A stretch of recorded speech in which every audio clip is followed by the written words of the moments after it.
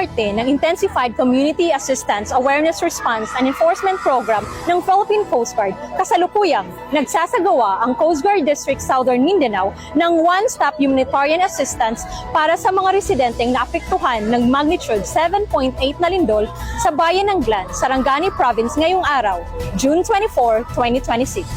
Alinsunod sa direktiba ni Admiral Ronnie Hill L. Tovan, Commandant, Philippine Coast Guard, layunin ng aktibidad na ito na maghatid ng agarang tulong at makahalagang serbisyo sa mga pamilyang naapektuhan ng kalamidad.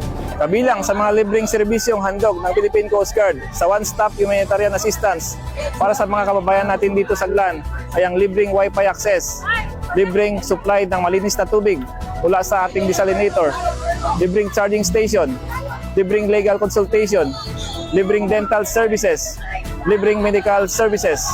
Kasabay nito, mamahagi rin ang Philippine Coast Guard ng mga relief packs na naglalaman ng mga pangunahing pangailangan ng mga apektadong residente.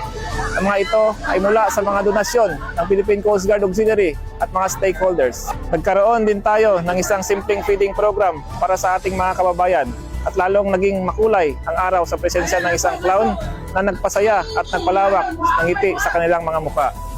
Patuloy ang paghatid ng tulong at serbisyo ng Philippine Coast Guard at mga katuwang nitong organisasyon para sa mga residenteng naapektuhan ng lindol dito sa Southern Mindanao.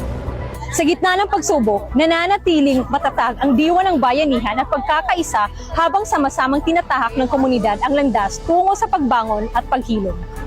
Mula rito sa Glan, Sarangani Province, ako po si Lieutenant Wenjulen Caris D. Amores, Philippine Coast Guard para sa Coast Guard Updates.